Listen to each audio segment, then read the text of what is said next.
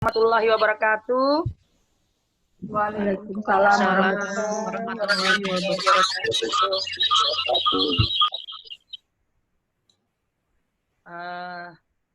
Enak ya kalau saya mau ucapkan salam terus saya mendengar dijawab gitu loh. Seperti memang ketemu di kelas. Kalau nggak ada suaranya kayaknya, dijawab nggak sih salamku ini kan gitu ya. Kalau gini kan enak. Sekali lagi oke, assalamualaikum warahmatullahi wabarakatuh. Waalaikumsalam warahmatullahi wabarakatuh. Oke, Bapak Ibu, ketemu lagi untuk yang kedua kalinya ya Ibu ya melalui trauma torak. Ya Bapak Ibu ya. Oke. Bapak Ibu sudah lihat PowerPoint saya? Sudah, Bu. Sudah, Bu. Ya. Sudah, Bu. Jelas ya? Oke, Bapak Ibu ya, jelas ya. Oke.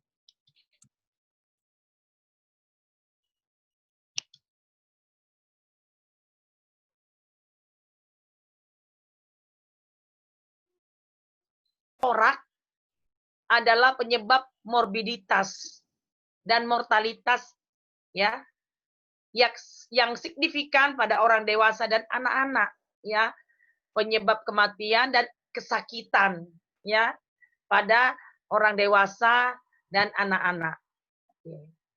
Umumnya lebih daripada 50% kasus trauma dada tumpul terjadi dalam kecelakaan fatal yang sejumlah besar dari mereka disebabkan oleh kecelakaan kendaraan bermotor. Ya. 63% hingga 78%. Cukup tinggi. Diikuti oleh jatuh, kemudian pukulan dari benda tumpul, ya, atau perangkat peledak. Itu sekitar 10 sampai dengan 17%. Jadi memang penyebab trauma dada tumpul itu adalah kecelakaan kendaraan bermotor. Ya. Jadi resikonya besar untuk kendaraan yang bermotor gitu kan ya. Oke. Apalagi ditambah dengan pada saat menggunakan kendaraan tidak menggunakan alat pelindung diri, tidak menggunakan helm, ya itu hampir kasusnya tidak terselamatkan ketika dia mengalami kecelakaan. Oke. Menurut WHO,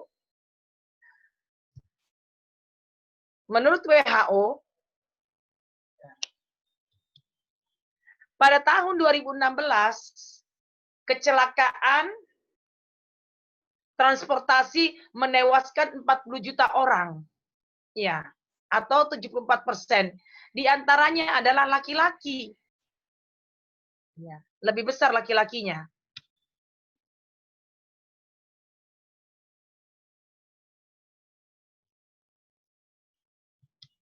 Oke. Ada lebih dari 100.000 kasus kematian yang tidak disengaja di Amerika Serikat. Trauma torak terjadi pada sekitar 12 orang per juta per harinya. Lumayan tinggi kan Bapak Ibu ya? Ya. Trauma torak terjadi sekitar 12 orang per juta per harinya. Ya, bisa diperhitungkan, bisa dihitung. Kalau misalnya 1 minggu 10 hari, ya sekitar dikali 10, 120 orang. Ya. Pada tahun 2011 di Indonesia, kecelakaan lalu lintas menyumbang ya 108.696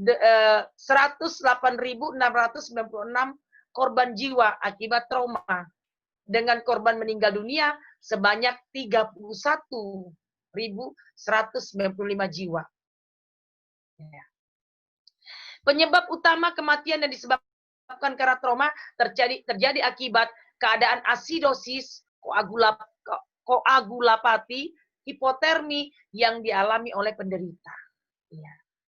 Penyebab utama kematian ini disebabkan karena perdarahan yang tidak terkontrol. Ya. pada 1 jam pertama setelah trauma dan 48 jam pertama setelah tindakan operasi. Ya, oke. Jadi 1 jam pertama setelah trauma, ya. 40 jam pertama setelah tindakan operasi. Oke. Ya. Oke. Sebelum saya masuk ke apa-apa sih yang termasuk dalam trauma torak itu, ya, oke. Saya akan jelaskan dulu, ya. Saya akan jelaskan dulu tentang anatominya sedikit. Kita menyinggung tentang anatominya. Saya tahu Bapak dan Ibu sudah belajar, sudah lulus tentang anatomi ini, ya. Oke. Torak tersusun dari tulang dada, ya, sternum, ya. 12 ruas tulang belakang, ya. Oke. 12 vertebrata thoracalis, ya, ada 12 vertebrata thoracalis dan 12 pasang tulang rusuk atau iga, ya. 10 pasang iga sejati dan 2 pasang iga melayang. Jadi ada 12 pasang tulang rusuk itu, 10-nya itu adalah sejati dan 2 iganya adalah melayang. Ya. Rongga torak, mungkin gambarnya Bapak dan Ibu bisa lihat ini, ya. Ini ada gambar di sampingnya, ya. Oke. Yang mana yang melayang? Ini loh yang melayang. Ya, oke. Rongga torak diisi oleh jantung. Jadi ada jantung di sana. Jadi torak itu melindungi jantung. Kemudian paru-paru dan banyak pembuluh darah yang dilindungi oleh tulang rusuk dan tulang dada. Ya, oke. Ya, Bapak Ibu, oke. Nah, sedikit fisiologinya Bapak Ibu. Respirasi, ya, adalah proses penyerapan oksigen O2 dan pengeluaran karbon dioksida CO2. Kemarin sudah saya pernah jelaskan, ya, saya jelaskan tentang ketika kita menghirup O2, ya, udara yang kita hirup di alam bebas ini kan sekitar 21% adalah O2, ya, oke. Kita hirup masuk, ya, masuk melalui hidung ke saluran pernapasan. Kemudian terminal akhirnya adalah alveoli. Ya, di alveoli itulah akan terisi udara. Kemudian alveoli akan mengembang. Ya, dia akan mengembang, memperpendek jarak antara alveoli dengan bagian bawah daripada paru. Ya, fungsinya untuk apa? Untuk bertukarnya, untuk terjadinya difusi antara O2 dan CO2. Ya. Oke. Dia harus diperpendek jaraknya. Makanya paru itu mengembang. Nah, seperti yang ada di dalam gambar ini. Mengembang. Ketika mengembang begini Bapak Ibu, dia akan O2 akan bertukar dengan CO2. Ya. Kemudian setelah mengempes, paru mengempis, maka keluarlah udara. Ya, oke. Ke terminal akhirnya adalah di hidung, yaitu yang dikeluarkan adalah CO2. Ya, Bapak Ibu jelas nih ya, di sini Bapak Ibu ya. Oke. Bernapas yaitu mengambil dan mengeluarkan nafas. Pertukaran gas yaitu dari gas O2 ke CO2 antara sel dengan lingkungannya. Ya, oke. Oke. Oke. Kita masuk ke trauma torak Bapak Ibu. Ya. Trauma dada, apa sih definisi trauma torak Bapak Ibu? Atau trauma dada? Merupakan masalah yang kompleks dan multidimensi yang biasanya dikategorikan menurut penyebabnya. Ya, oke. Trauma tumpul, ya, yaitu terjadinya sebagai akibat penekanan langsung pada daerah dada. Jadi trauma tumpul, misalnya dipukul, ya, dadanya dipukul, ya, entah itu pakai tangan atau entah pakai suatu benda, ya, dan langsung mengenai dada. Biasanya tertutup sehingga tidak terdapat hubungan antara ruang dada, dalam dada dengan udara atmosfer, ya, disebabkan oleh benda tumpul. Jadi ketika dipukul, pak, gitu ya, kemudian dia tidak ada apa namanya, tidak ada apa hubungan, tidak ada yang bisa menghubungkan antara dada, paru dengan dunia luar. Ya, oke. Tapi bisa saja ketika dipukul atau ketika menggunakan benda, bisa saja tulang rusuknya itu patah. Ya, nanti kita lihat. Oke. Ya, oke. Kemudian ada trauma tajam atau penetrasi, yaitu terjadi sebagai akibat luka tembak atau tusuk. Hal ini menyebabkan luka dada terbuka karena terdapat hubungan antara ruang dalam dada dengan udara atmosfer.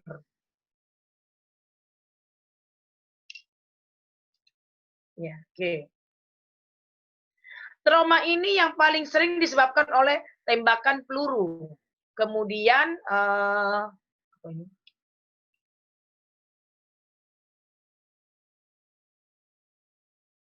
Ya, ya.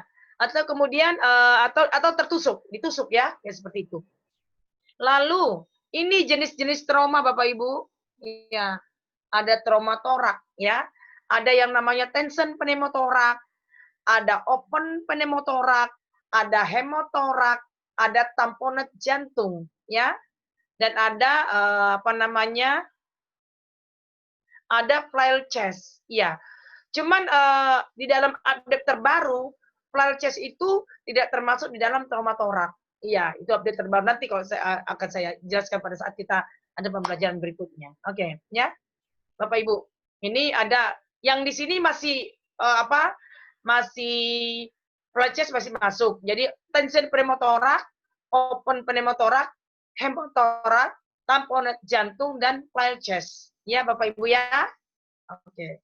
Ya, oke. Kita simak dulu.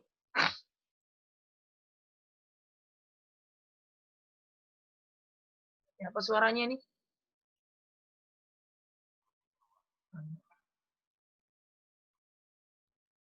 Kedengaran nggak Bapak Ibu suaranya? Nggak dengar, Bu. Nggak ada, Bu. Ada, Bu. Ya? Nggak ada suaranya, Bu. Nggak apa-apa, suaranya bahasa Inggris saja kok. Bapak dengar, lihat aja. Ya? Perhatikan aja ininya.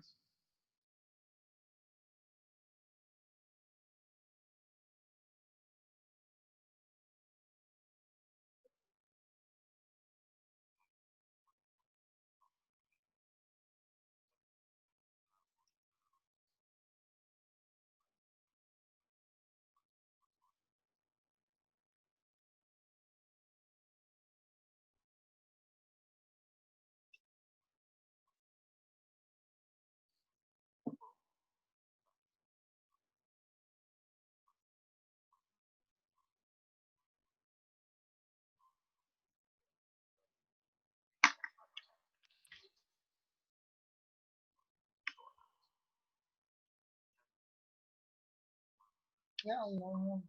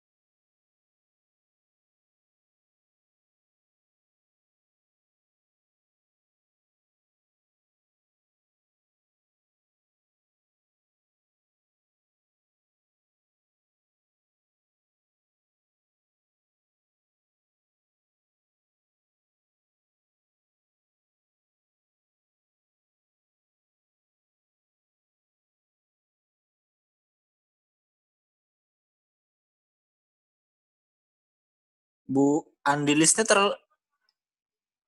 terlock out kayak ini. Iya. Kayaknya Pak terlokot Pak. PowerPoint-nya ada nih. Ibunya juga nggak ada di room ini, kayaknya terlock out ini. Kehilangan ibu dosen.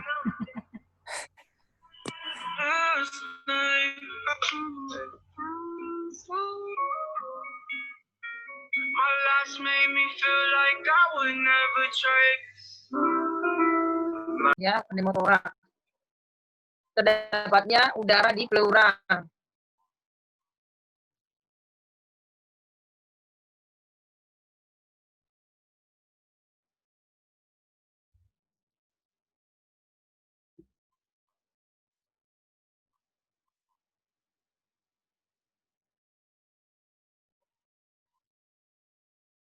Tension pneumotorak. Ya.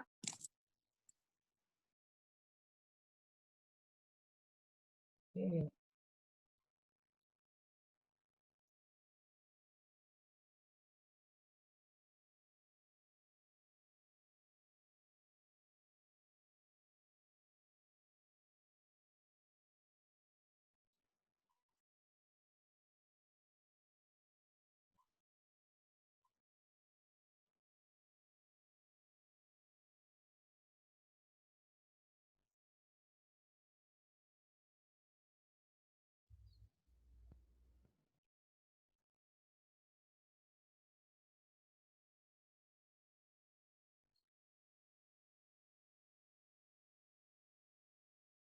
Ya, oke. Hemotorak. Ya.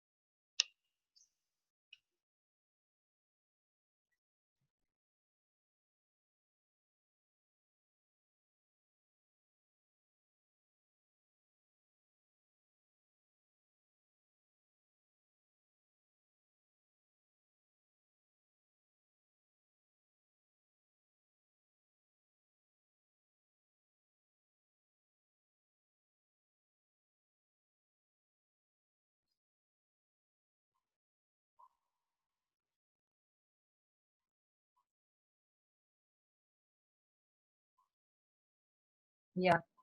Ini tamponet jantung ya.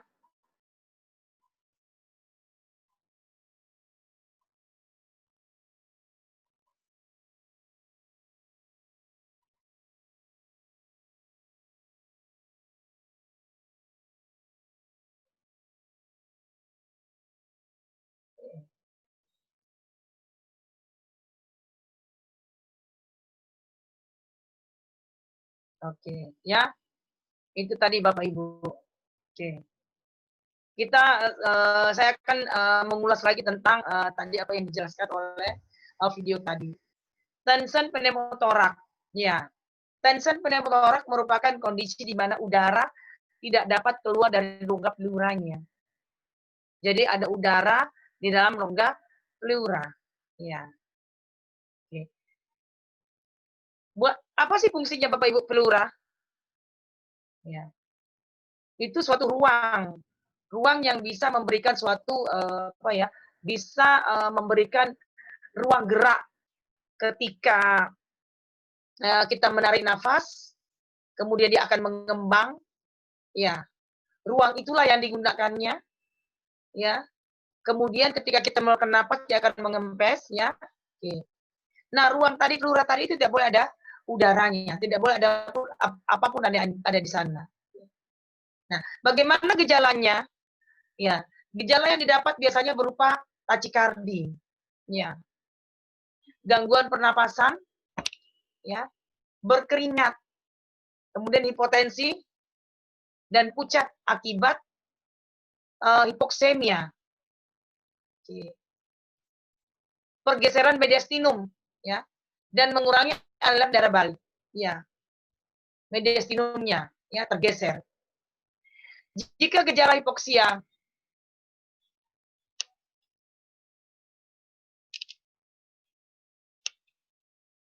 jika gejala hipoksia tidak ditangani,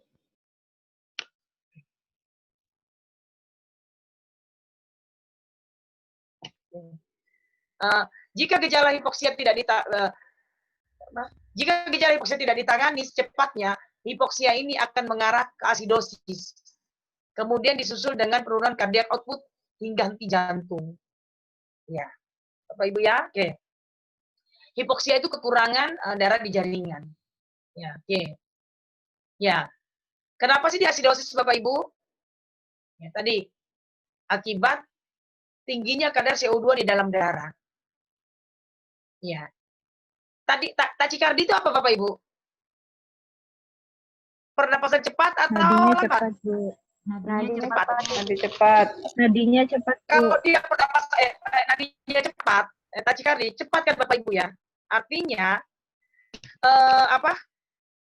jantung ketika darah masuk ke ventricle atrium kiri, turun ke ventricle kiri, kemudian dipompakan ke seluruh tubuh, itu belum dia berdilatasi maksimal, Ibu. Belum dia berdilatasi maksimal, dia sudah memompa. Jadi belum sempat dia mekar, kemudian dia memompa. Ini enggak baru berdilatasi seminimal begini, udah memompa lagi. Jadi sehingga dia tachikardi. Ya. Kenapa kok dia tachikardi, Bapak Ibu? Itu mekanisme kompensasi dalam tubuhnya. Ketika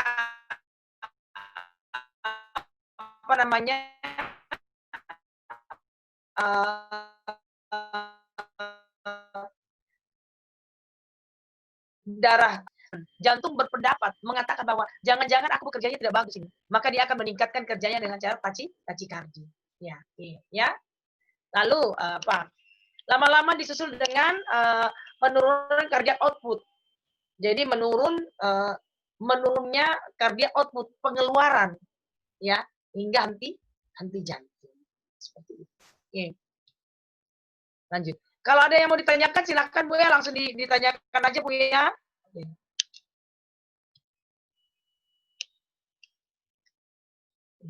Oke. Pemeriksaan fisik tension pneumotorak. Ya.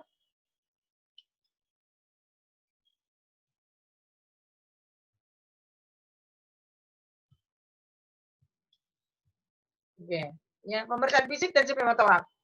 Inspeksi dapat terjadi pencembungan pada sisi yang sakit atau hiperekspansi pada dada. Pada waktu respirasi, bagian yang sakit gerakannya akan tertinggal. Iya. Trakea dan jantung terdorong ke sisi yang sehat. Ya, artinya deviasi trakea. Kenapa dia terdorong ke sisi yang sehat? Karena ada udara, ya, di dalam toraknya. Oke. Kemudian palpasi. Pada sisi yang sakit, ruang iga dapat normal atau melebar. Ictus cordis, jantung terdorong ke sisi torak yang sehat. Ya. Ictus cordis, ya. Oke. Ictus cordis itu bagian puncak daripada jantung. Ya, oke. Biasanya ada di mana Bapak Ibu? ICS kelima, mid clavicula. Di situ ada ictus cordis. Ya, dia akan terdorong ke sisi yang sehat. Atau primitus melemah atau menghilang pada sisi yang sakit. Ya. Primitus itu suara. Ya. Melemah atau menghilang pada sisi yang sakit. Pada perkusi, hipersonor sampai timpani dan tidak menggetar. Kemudian batas jantung terdengar ke sisi torak yang sehat. Ya. Kemudian pada saat auskultasi, pada bagian yang sakit suara napas melemah sampai hilang. Suara vokal melemah dan tidak menggetar serta bonkofoni negatif, ya. Oke. Lanjut. Bagaimana penata laksanaannya Bapak Ibu? Oke. Pemberian oksigen, ya. Pemberian oksigen terapi sangat diperlukan pada keadaan ini. Pemberian terapi oksigen 100% dapat meningkatkan absorpsi udara pada pleura sekaligus menurunkan tekanan alveolar terhadap nitrogen. Ya, oke. Kemudian penanganan penanganan dengan needle torakosintesis. Ya, seperti yang ada pada gambar itu, needle torakosintesis. Tindakan needle torakosintesis adalah menusukkan jarum besar ukuran 14 atau 16 pada ICS2 lurus dari mid clavicula. Iya, mungkin Bapak dan Ibu ini ada yang sudah biasa melakukannya ya Bapak Ibu ya.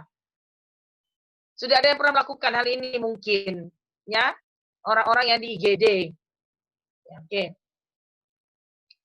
Selain itu juga dapat dilakukan dengan memasang cis tube ya pada ICS 5 di antara garis aksila anterior dan mid aksila ya.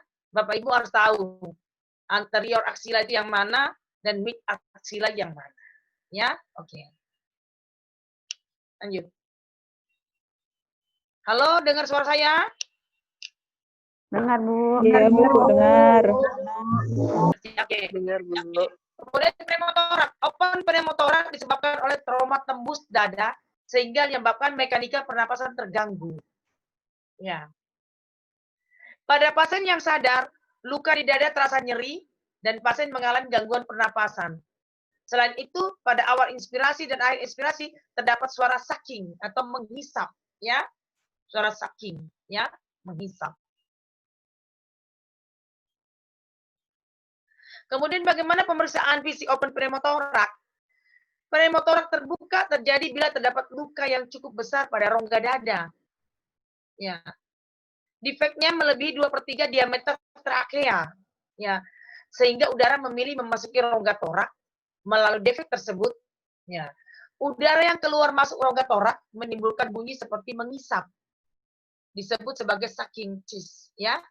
Cheese wound, ya. Artinya ada isapan di dada melalui lukanya, adanya luka di sana, ya, ada tembusan, ada apanya, ada luka tembus di sana. Terjadi insufiansi ventilasi karena udara yang keluar masuk rongga torak tidak ikut proses ventilasi di alveoli. Ya, ya, seharusnya kan dia keluarnya udara itu melalui alveoli kan, ya, ketika dihirup, kemudian bertukar di sana. Kemudian CO2-nya diambil, dikeluarkan, ya, tetap melalui dari alveoli. Meskipun tidak ada desakan mediastinum, berkurangnya ventilasi mengakibatkan hipoksia, hiperkarbi, ya, kelebihan karbon, ya, dan mengancam jiwa penderita. Open pneumotorak memerlukan tindakan segera untuk mengubahnya menjadi pneumotorak, ya. Artinya pneumotorak tertutup, tetapi tidak boleh menjadi tension pneumotorak. Oke. Ya. Coba kita lihat gambar ini, video ini, ya.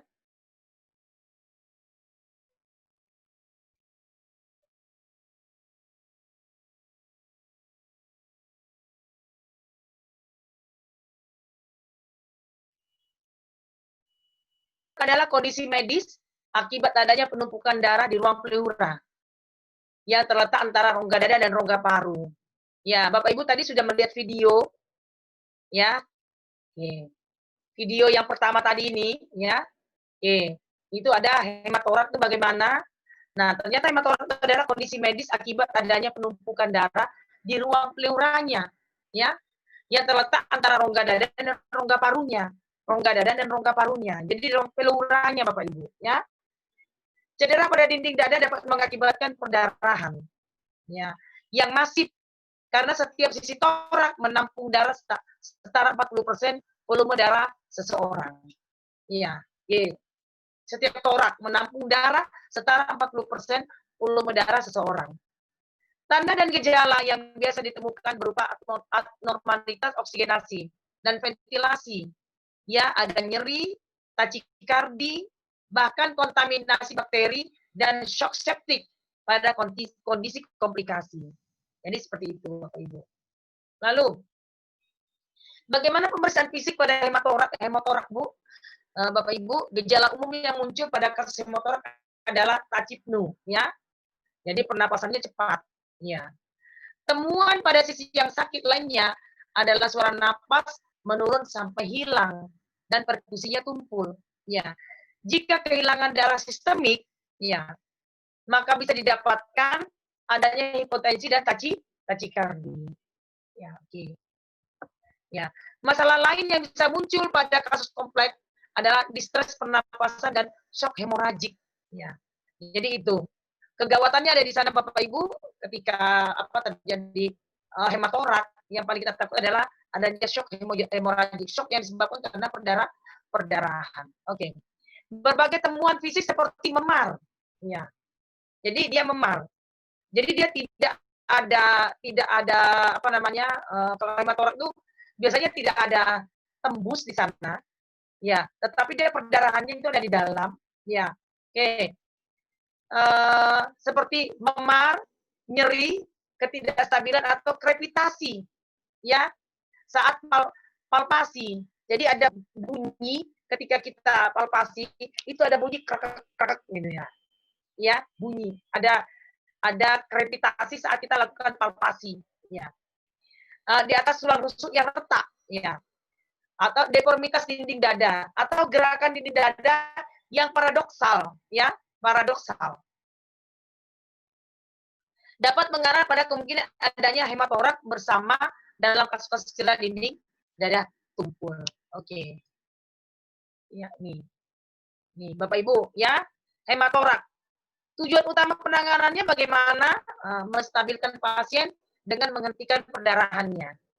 Ya. Kemudian menguras kelebihan darah dan udara di ruang pleura. Ya. Ini apa namanya, Ibu? Apa namanya nih, Bu? Tindakannya. Bapak Ibu itu apa nama tindakannya? USD. WSD, oke. D. Oke, ya kan? Menguras kelebihan darah dan udara di ruang pleura, ya, dengan cara melakukan WSD, water seal drainase, ya Bapak Ibu ya. Oke. Resusitasi cairan sangat diperlukan dalam kasus ini, ya. Oke. Kenapa kok perlu Bapak Ibu? Karena tadi darah tadi itu kan merupakan suatu cairan. Sekarang dia menumpuk di pleura, kita keluarkan, otomatis harus ada pengganti cairan. Seharusnya kalau perdarahan, idealnya diganti dengan darah. Tetapi mungkin karena banyak prosedurnya pada saat ingin penggantian darah, maka hal pertama yang kita lakukan adalah dengan menggunakan cairan. Seperti itu Bapak Ibu ya. Pertama. Tapi setelah itu, darah yang keluar harus tetap diganti oleh darah. Bukan berarti darah yang keluar diganti dengan cairan sudah aman, tidak. Karena Bapak dan Ibu tahu, ya, di darah itu ada namanya Hb, hemoglobin. Fungsi hemoglobin adalah mengikat O2. Jadi ketika Bapak dan Ibu bernafas, kemudian alveolinya mengembang, kemudian dia memperpendek jaraknya, terjadilah pertukaran antara O2 dan CO2. Ya. O2 diikat dengan Hb. Ya, HbO2 nama ikatannya. Ya. Meskipun paru itu berkembang maksimal, ya, tetapi kalau misalnya Hb-nya rendah, tetap saja O2 itu tidak bisa diikat dengan maksimal. Ya, makanya saya tadi bilang, ketika yang ideal sekali itu adalah ketika darah keluar, menggantinya juga dengan darah. Tetapi banyak hal yang harus diperhatikan ketika kita ingin mengganti darah dengan darah, ya, melalui beberapa tahap pemeriksaan. baru kita bisa memastikan, baru seorang dokter bisa memastikan bahwa berikan darah, ya. Karena tadi berikan darah pasti harus sesuai dengan golongan darahnya, kan seperti itu. Oke. Ya Bapak Ibu, tube tracheostomy drainase melibatkan sayatan kecil di dinding dada untuk mengalirkan darah berlebih di ruang pleura. Oke, ya. Nah, VAST adalah prosedur atau video assisted thoracostomic ya, surgery adalah prosedur minimal invasif yang digunakan untuk mengidentifikasi dan mengendalikan sumber perdarahannya, ya. Oke. Kemudian yang berikutnya adalah torakotomi. Torakotomi membuka torak, ya. Kalau torakostomi itu melubangi. Tapi kalau torakotomi itu membuka, berarti dia harus dibuka toraknya, ya. Oke. Nah, oke. Kemudian selanjutnya adalah tamponade jantung atau tamponet jantung. Ya, tamponet jantung merupakan sindrom klinis darurat yang terjadi. Ya, ketika darah atau cairan mengisi ruang perikardialnya daripada jantung. Perikardialnya, ya. Oke. Meningkatkan tekanan intraperikardial dan mencegah pengician ventrikel diastolik. Ya. Diastolik itu artinya ketika darah masuk dari vena cava superior dan vena cava inferior masuk ke ventrikel, masuk ke atrium kanan, kemudian dilanjutkan ke ventrikel kanan, kemudian masuk ke dari ventrikel kanan terus ke paru untuk bertukar O2 dan CO2 di sana. Ya, oke. Nah, pada saat inilah jantung tidak bisa terisi, tidak bisa diastolik itu kan kalau saya bilang diastolik itu adalah fase di mana jantung beristirahat. Iya, saat jantung itu melebar. Iya, dia akan berdilatasi maksimal. Sebelum dia berdilatasi, setelah dia berdilatasi maksimal, jantung akan melakukan kontriksi. Kan seperti itu Bapak Ibu ya. Oke. Nah, ini yang bermasalah. Ventrikelnya tidak terisi dengan maksimal. Karena kenapa? Adanya suatu cairan darah atau cairan di perikardialnya, di perinya, ya, di selanya, di antaranya, ya, perikardialnya, ya, sehingga pada saat darah masuk, ya, pada saat darah masuk kemudian ingin melebar itu tidak bisa maksimal. Kenapa? Karena dia tertahan, terhalangi oleh adanya tadi cairan atau darah di perikardiumnya seperti itu. Oke, itu tamponade jantung. Bagaimana tanda dan gejalanya? Yang biasa ditemukan adalah tekanan darahnya rendah. Iya. Ya. Denyut nadinya lemah. Ya. Detak jantung cepat dan pembuluh darah vena di leher menonjol. Ya. Pelaksanaan yang dilakukan adalah perikardiosintesis, ya. Fungsi perikardium, ya. Atau kardiotomi atau perikardiodesis dan torakotomi yang bisa dilakukan. Ini semua adalah wilayah kerja daripada seorang dokter, ya. Jadi seperti itu. Lanjut. Bagaimana pemeriksaan fisik pada tamponet jantung?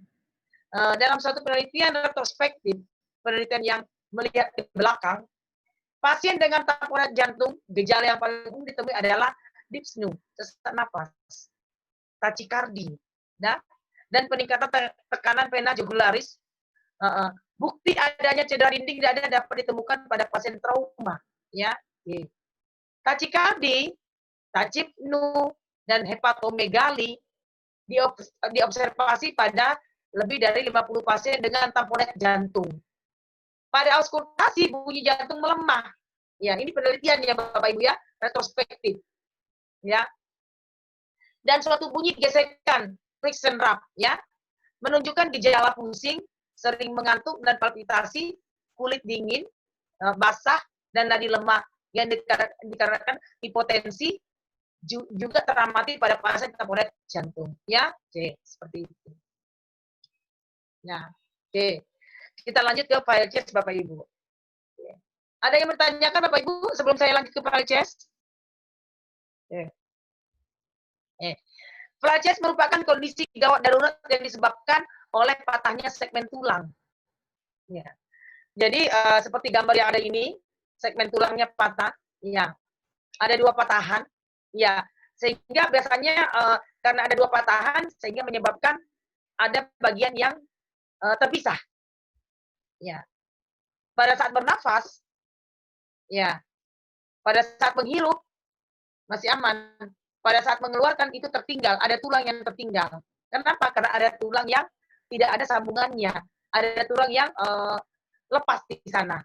Ya, oke. Itu Fraches.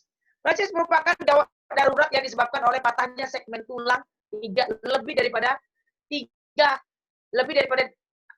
dari 3 di banyak tempat. Artinya ada beberapa tempat atau ada beberapa iga yang mengalami patah dengan 2 patahan seperti itu. Dua patahan sehingga 3 menjadi 3 bagian tulang iga itu, ya. Tanda gejala yang bisa ditemukan berupa nyeri dada yang hebat, kesulitan bernafas, dan ketidaksimetrisan dada saat bernafas. Saya tadi jelaskan bahwa ketika melakukan menarik nafas, ya dada mengembung, itu nggak kelihatan. Tapi ketika dikeluarkan, maka dia akan ada yang tertinggal, tidak ngikut. Seperti itu, ya. Oke. Penata laksanaan awal yang bisa dilakukan pada kasus Fraches adalah penggunaan bantal atau guling untuk menekan segmen iga yang melayang. Jadi ada iga yang melayang karena tidak dia terlepas seperti pada gambar ini. Sebentar. Ya, oke. Paham Bapak Ibu? Iya. Bagaimana pemeriksaan fisik pada Fraches? Ya. Beberapa temuan yang bisa didapatkan. Nah, pada kasus Fraches, pada pemeriksaan fisik antara lain pernapasan paradoksal. Ya, terbentuk area flail yang akan bergerak paradoksal atau kebalikan. Ya. Tadi ketika kita bernafas, ya, ketika kita hembuskan, ya, dia tertinggal, dia meninggi. Ya. Ya. Kemudian dari gerakan mekanik pernapasan dinding dada, area tersebut akan bergerak masuk saat inspirasi dan bergerak keluar pada ekspirasi. Deformitas dinding dada, ya. Deformitas perubahan bentuk dinding dada. Adanya krepitasi tulang atau jaringan lunak, ya, Bapak Ibu. Oke. Beberapa hal yang perlu diperhatikan dalam melakukan manajemen Fraches segera adalah stabilisasi dada. Gunakan head pad untuk menekan segmen yang melayang. Ya, menekan segmen yang melayang tidak akan membuat bergerak ke arah yang berlawanan dengan otot dan tulang di sekitarnya, sehingga meminimalkan untuk mencederai organ lain seperti jantung, paru, dan jaringan lainnya. Ya, jika head pad-nya tidak tersedia, maka bisa kita gunakan jaket atau selimut dengan digulung.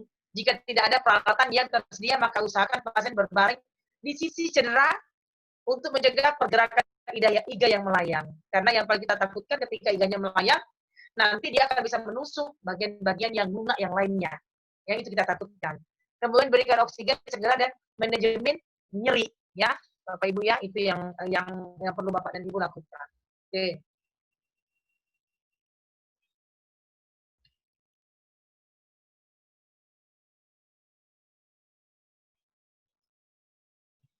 Oke, ya. Pemeriksaan fisik. Oke.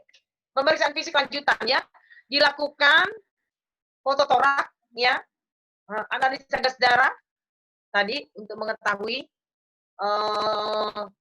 pH-nya, kemudian PO2-nya, PCO2-nya, HCO3-nya, ya. Kemudian monitoring pulse oximetry, kemudian EKG, elektrokardiografinya bagaimana. Oke. Dengar nggak Bapak Ibu? Nggak dengar ya? Nanti diputar sendiri ya. Oke. Lalu beberapa cedera toraks yang dapat mematikan, ya. Yang pneumotoraks sederhana, ya, sederhananya sudah bisa mematikan. Hemotoraks, kontusio paru, cedera tumpul jantung, cedera aorta, cedera diafragma, cedera saluran nafas, ya. Oke, itu. Ya, beberapa cedera otak. Cedera toraks, ya, seperti itu. Oke. Bagaimana penata laksanaannya pasien dengan trauma toraks, Bapak Ibu? Ya. Ya. Nah, oke. Hanya sampai di situ Bapak Ibu materi saya untuk trauma toraks, ya.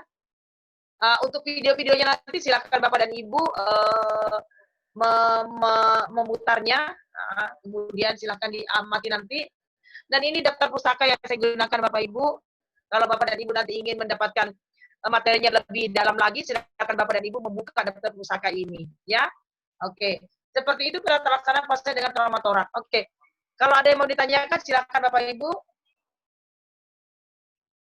Sebelum saya jawab.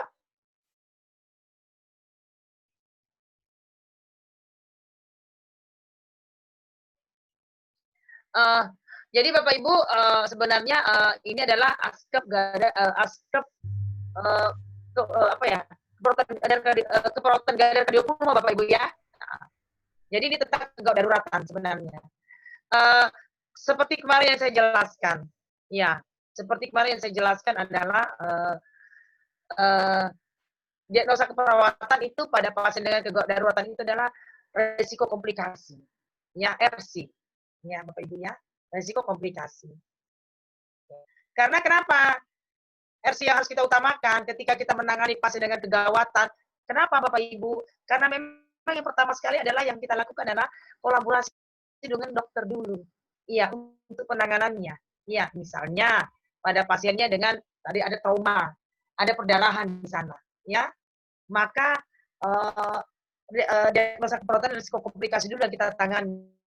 Karena di sana diagnosa kolaborasi dengan dokter. Penanganannya adalah kolaborasi dulu berkaitan dengan obat-obatan, berkaitan dengan kegawatannya secara medisnya dan sebagainya. Itu dulu Bapak Ibu. Seperti apa yang saya katakan pada hari apa itu yang saya mengajar itu Bapak Ibu, ya, tentang materi apa kemarin yang saya mengajar itu. Sampai lupa sudah.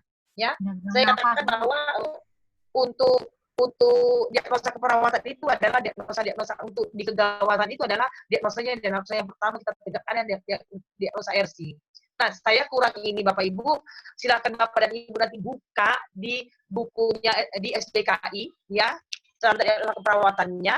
Nah, cuman kalau di bukunya ISDA, Intan Sari Diagnosa Assessment itu memang ada diagnosa RC namanya, ya. Nanti tolong didalami untuk Pak Sudiarjo, ya Pak, ya. Kalau di SDKI silakan nanti dibuka, ya, diagnosa RC-nya. Tetapi kalau di ISDA, saya punya bukunya ISDA.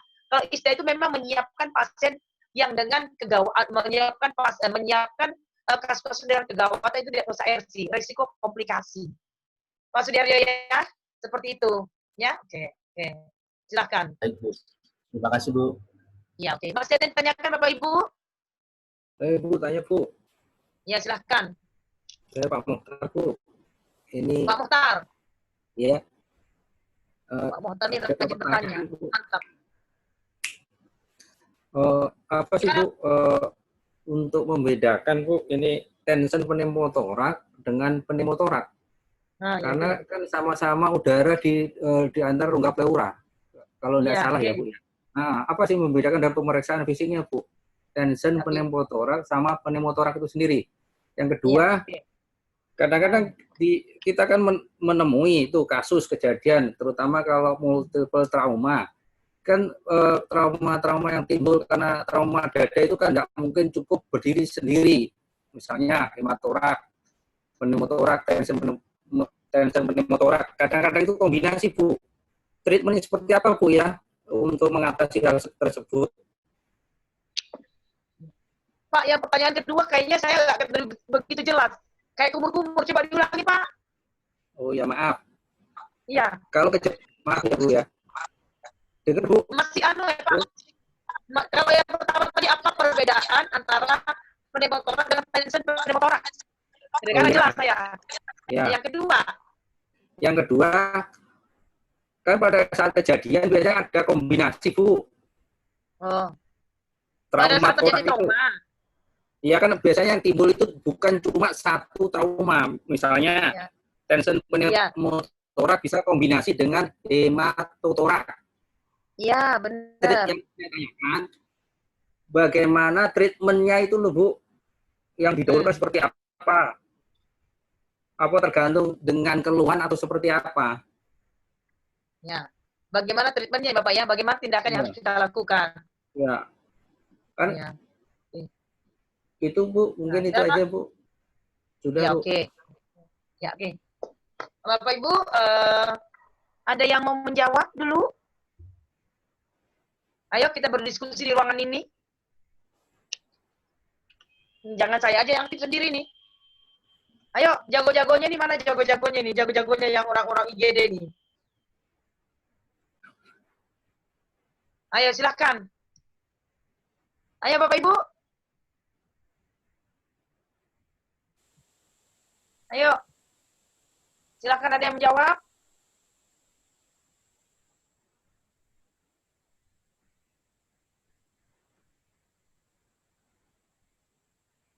Ayo, siapa yang menjawab? Ayo silahkan, ada berapa partisipan ini?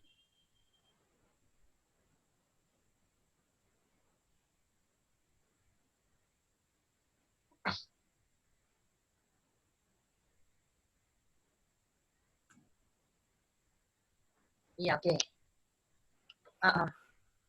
Kalau tension pneumotorak, Pak Mohtar, itu adalah merupakan kondisi di mana udara tidak dapat keluar dari rongga pleuranya. Tidak bisa keluar. Jadi dia tetap ada di rongga pleuranya. Iya, Bapak. Pak ya? Tension yang tadi tension pneumotorak dengan pneumotorak ya, Bu? Bapak ya? Iya, Bu. Iya, Bu. Iya, oke.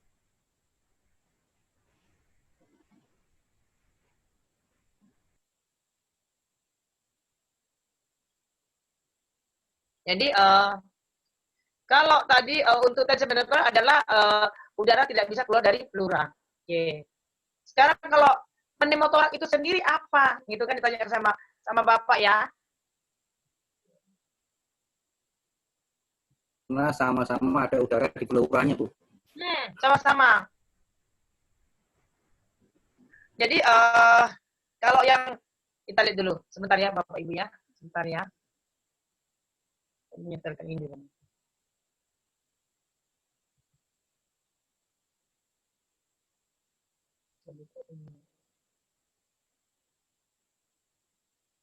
Ini ada yang orang IGD nggak sih?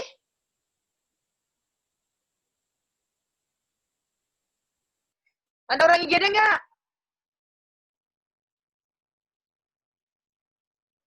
Pak Fahmi orang IGD ya?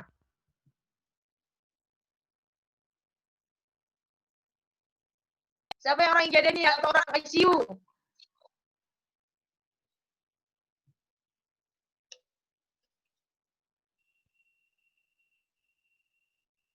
Nah, kita lihat dulu Pak ya, ini apa videonya Pak ya.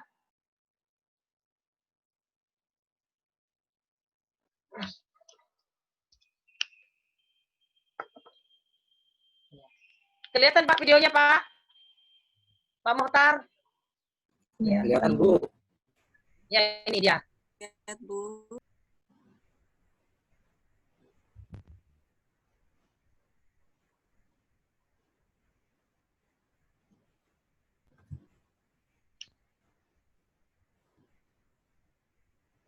Nah, pneumotorak Pak ya.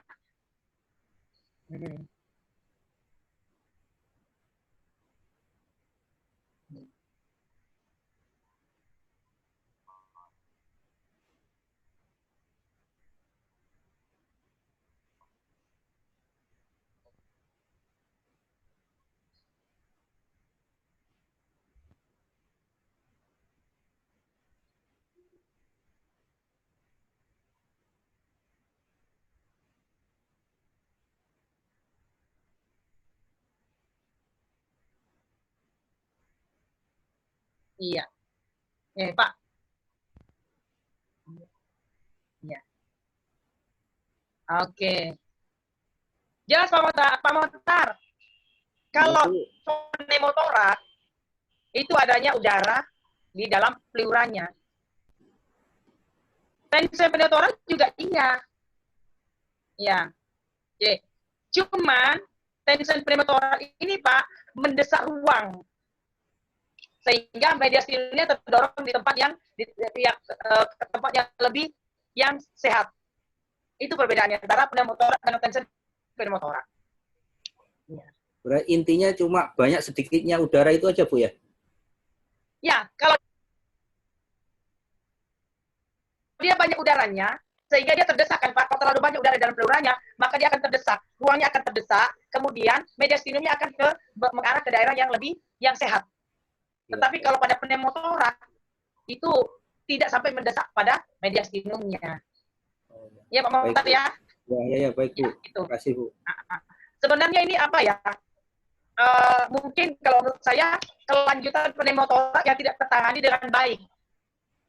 Kalau menurut saya Pak Mohtar ya. Iya Bu, baik Bu. Ya. Paham. Tidak tertangani dengan pneumotoraks yang tidak tertangani dengan cepat gitu loh. Sehingga sempat membuat pleura itu penuh dengan udara sehingga mendesak mediastinum lari ke daerah yang sehat. Iya. Ya Pak Mohtar ya. Iya Bu, baik Bu, makasih. Oke. Tadi jelas di dalam videonya ini nanti. Kemudian yang kedua, bagaimana treatmentnya yang harus kita lakukan? Ya. Ya tadi saya bilang treatment awal penting sekali. Ya. Karena pneumotoraks bisa jatuh pada tension pneumotoraks. Iya. Ketika pneumotoraks tertangani dengan baik, iya. Kemudian bisa tidak berlanjut kepada tension pneumotoraks. Seperti itu.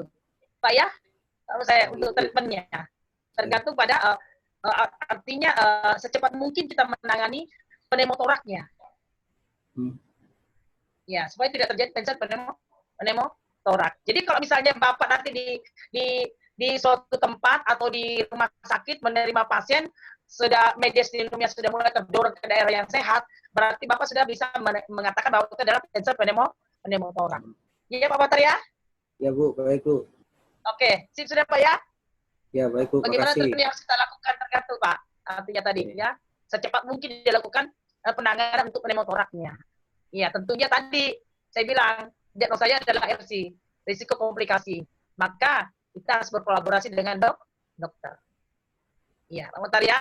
Nah, nanti ya, Bu, setelah RC-nya sudah teratasi, kegawatannya sudah teratasi, baru kita masuk ke tindakan mandiri kita sebagai seorang perawat. Oke. Iya, Pak Mohtar. Oke, Pak Mohtar. Baik Bu, makasih Bu Andi. Oke, masih ada yang tanyakan? Bapak Ibu?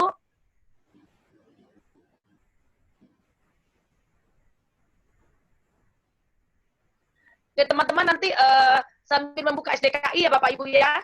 Teman-teman semuanya ya. Sudah pernah ini enggak? Sosialisasi tentang SDKI, Standar Diagnosis Keperawatan Indonesia. Ya. Sudah Bu. Ya, kalau Bapak dan Ibu tidak mendapatkan diagnosis di sana, bisa menggunakan di stok. Iya. Ada di stok ya. Oke. Masih ada yang tanyakan Bapak Ibu? Cukup? Cukup, Bu. Cukup ya? Cukup, Bu. Tenggorokan saya sudah mulai sakit. Iya Bu, cukup Bu. Iya Bu, cukup.